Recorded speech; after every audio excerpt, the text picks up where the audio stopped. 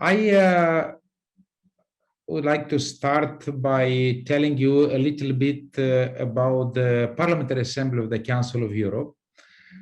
For almost 14 years, I have been a member of the Parliamentary Assembly of the Council of Europe. I was a member of the Moldovan Parliament and had the honor to represent Moldova in the Parliamentary Assembly of the Council of Europe. And I'll tell you a little bit about the Parliamentary Assembly of the Council of Europe, and you'll understand why this body is important when it comes to human rights, and especially to human dignity. So I'll try to share, let me see if I am successful in this, to share the screen with, then my first slide will be about, as I said, about the Parliamentary Assembly of the Council of Europe. After the end of the Second World War, on May 5th in 1949 in London, it was created the Council of Europe. It was one of the initiatives of Winston Churchill and other European leaders. So in London in 1949, there was created the Council of Europe. Later, the same year, on August 10th, the Parliamentary Assembly of the Council of Europe had its first session. So we have basically in Europe two parliaments. One is the European Parliament that belongs to the countries that are members of the European Union, and we have the Parliamentary Assembly of the Council of Europe. These are two different parliament bodies in Europe, and they have actually different goals also. So the Council of Europe, as I said, was founded in 1949. The Parliamentary Assembly was founded also in the same year. As of today, we have 47 member states and 324 members of parliament. They are delegated to the Parliamentary Assembly according to a certain quota, and that quota depends on the size of the country. For example, my own country, Moldova, has 5 seats in the Parliamentary Assembly of the Council of Europe. So I was one of those 5 MPs that was delegated to the Parliamentary Assembly of the Council of Europe. Now, the main focus of the Parliamentary Assembly of the Council of Europe is human rights, democracy, and rule of law, which makes the Parliamentary Assembly in a way distinct from the European Parliament, because European Parliament deals with a wider range of topics like economy, security, trade, travel, infrastructure, and other areas. But the Parliamentary Assembly of the Council of Europe is focused on basically 3 main areas: human rights, democracy, and the rule of law. And the Assembly meets 4 times per year. There are so-called 4-part sessions. There are, if I'm not mistaken, 10 committees, and I had the honor to chair 2 committees during these years. One committee I chaired first was the Committee on Social Affairs, Health and Sustainable Development, and the second committee, which is in a way, many believe a very important committee in the Parliamentary Assembly of the Council of Europe, is the Committee of Election of Judges to the European Court of Human Rights. So we basically, in the Council of Europe, have 3 bodies. The executive body, which is the Council of Ministers, you have the Parliamentary Assembly, and you have the European Court of Human Rights. Now, the main job of the Parliamentary Assembly, as I said, is to focus on human rights, democracy, and rule of law, and it adopts reports, recommendations, and resolutions. Recommendations have, let's say, they are heavier than resolutions. They are, in a way, have a binding force for the governments. Resolutions, they have more recommendation style, but still both are very important for our national governments or parliaments. So they influence basically the legislation process in our own countries. So what I'm going to do is to share 4 resolutions. During these years, I was the author of several resolutions, but 4 of them, they were basically focused on human dignity and religious freedom, as we just heard, and also human rights.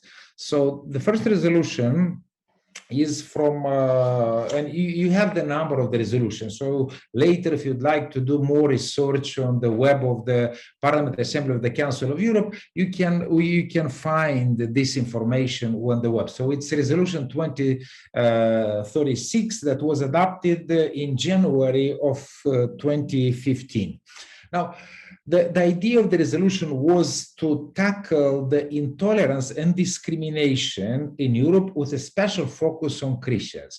I came with this idea because in Europe, many times when we hear about discrimination, we hear about some minority groups like, for example, LGBT or, people with disabilities and other categories of people.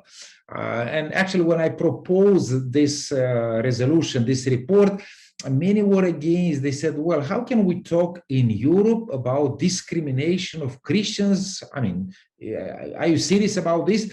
And then, but I was actually, with the difference of 2 votes, was able to win the resolution. I mean, at the beginning, and then I prepared the report that was adopted, and I believe it was, in my opinion, with all modesty, it was a great success and a great blessing, because, there are several points important in this resolution, but 3 of them I underlined in this slide, as you see. For the first time in the European resolutions and recommendations, we had the principle of reasonable accommodation, which I believe is very important, especially for the European Court of Human Rights. Imagine you have someone working as a clerk where he is obliged to register the same-sex marriage, and it goes against his conscience or her conscience. Now, this principle needs to be applied in a way that the government should provide somebody else, or should find somebody else to register that same-sex marriage, but not to force the person to do things that go against his religious convictions. It's the same with abortion, if you work in a hospital and so on. So the principle of reasonable accommodation, I believe, is very important and was underlined in this report. The second important thing was the full participation of Christians in public life. And again, we know that sometimes Christians, they are limited, or because of their beliefs, they cannot fully participate in public life, to have an office, to hold an office. So that was another important principle. And the third principle, which I still believe is important for Christians, is the protection of minority Christian communities. And I'm an evangelical Christian. I am a Baptist. In Moldova, Baptists are a minority, and evangelical Christians in other European countries, they are most of the times a minority. So it's important to protect those minority Christian communities in the European countries. So this is the first resolution, and because time is flying, I go straight to the second resolution. And it was adopted in the next year, in 2016, fighting the over-sexualization of children. So this is another problem that we have nowadays in Europe. The over-sexualization of children is a widespread phenomenon. And is widespread phenomenon because of media, because of market. The assumption is that sex sells. So when you have this, companies, they want to sell their goods or in media and so on, then they use the image of children.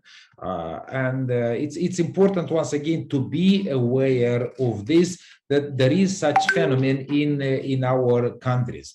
Now, also we need to be aware that children, they, because of all these technologies, they consume media, they use, all kind of devices, so that also influences them. So it's again another important thing to keep in mind. Also, it's important to keep in mind that mostly girls are affected by this phenomenon. So this is another important thing that we need to be aware. So in the resolution, what I did in the resolution, I underlined the role of family to support the education children receive from their parents at home. I think this is a very important, again, issue for us, especially as Christians, that we insist on the role of family to empower children to develop critical attitudes toward media that has content of sexualized images.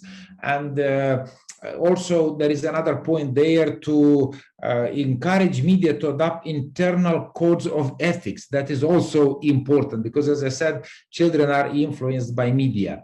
And I also would like to underline here the Convention on Protection of Children Against Sexual Exploitation. It is so-called the Lanzarote Convention. Not all the conventions we have in the Council of Europe are very good, especially Istanbul Convention is somehow criticized, and we do not accept everything because there is some ideology in that convention. But this one, by the way, Lanzarote Convention is a very good convention. It's a good tool to protect children from such phenomenon. Now I'll go to the third resolution that also was adopted. By the way, all the resolutions that were adopted, it was not an easy fight, not to, how to say, to stress my role, but just to make you aware that in a body like Parliamentary Assembly of the Council of Europe, it's so difficult, especially nowadays with the influence of liberal, ultra-progressive politicians. It's very hard again to promote such resolutions. But I am very thankful to God for the opportunity, and as I said, I was able to promote several important resolutions. So education, rights of parents, right of parents to educate their children. So that is also a very important issue, and it came basically because in some countries, and my country is one example, there might be other countries as well, when parents or you are a minority, and for example, in the school, there are compulsory state religion education programs. What do you do? I mean, for example, I am again an evangelical believer. In our country, the Orthodox Church has the right to teach religion in schools. How do you protect children from discrimination? So again, it's very important, but I started with a general principle that is also very important, meaning the right of parents to provide their children with an education in conformity with their religious and philosophical convictions. It's a fundamental principle, and basically the report was based on this principle, because I, as a parent, have the right. I have the right to educate my child. I have the right to explain to my child, to tell my child about my religious convictions. And this is not a violation of human rights. Actually, it's part of human rights, because sometimes we hear that, with all this tendency towards secularism, some parents are not allowed to teach their children religion.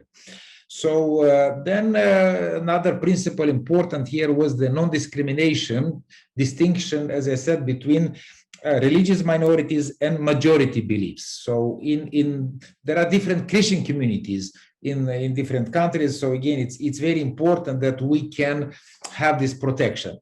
I tried, and this resolution unfortunately didn't work, I tried to include an article that would protect or would give an exemption from sex education, compulsory sex education programs. So that unfortunately was not supported. So you know that in some countries there are this compulsory sex education, which we cannot totally support it. There are, of course, some good things in those courses, but not everything is good there. But that proposal was rejected. So there was accepted only one exemption.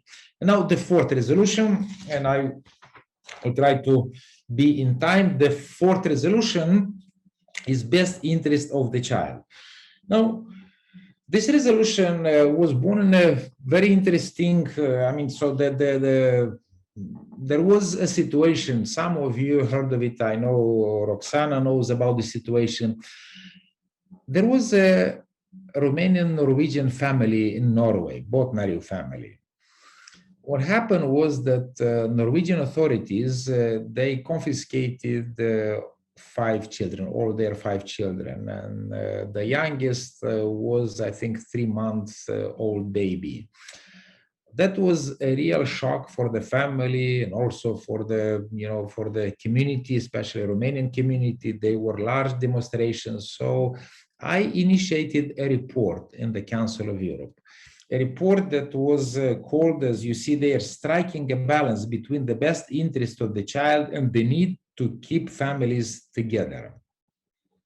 What I underlined in that report was the right of children not to be separated from their parents against their will. This is also a fundamental right, because there is, and I like what we heard before from David, some people think of rights as possessions. And I really enjoy, David, that emphasis on relations.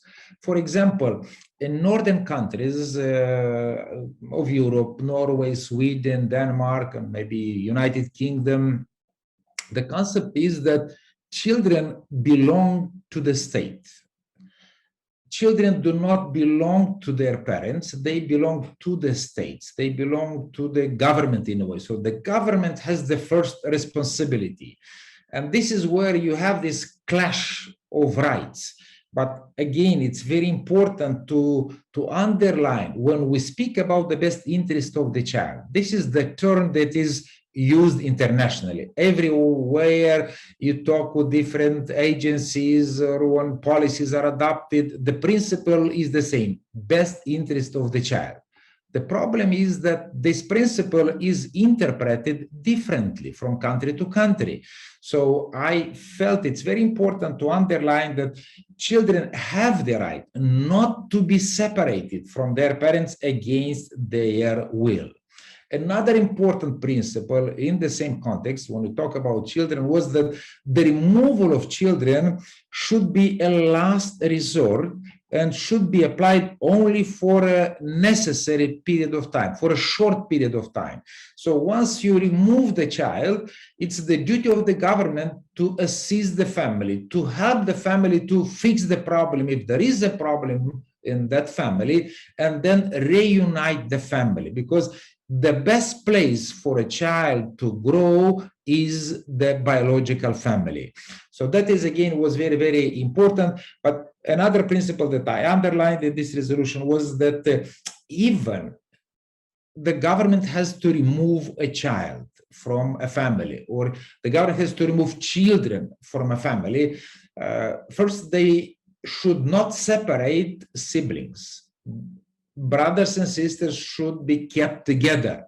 And which for us, especially Christians, is very important, that the ethnic and religious background should be taken into account. That is very important, that you take into account that background when you place a child in a foster family. So I will conclude here. Just probably, I think a few weeks ago, I received an email from a lawyer from Norway, and he told me that after this report was adopted, as you see in 2018, which is 3 years ago, because until the report was adopted, Norway was never found guilty. So Norway is one of the countries, unfortunately, that has a high number of children removed from families. Now, after the report was adopted, the resolution was adopted, I think 10 or 11 cases Norway lost in the European Court of Human Rights, so which was a great help for many families to be reunited with their children. So there are other, of course, resolutions. I will stop here, and again, for those who would like to learn more about the Parliamentary Assembly of the Council of Europe, to find out about my reports, you can access their website and you'll find more information.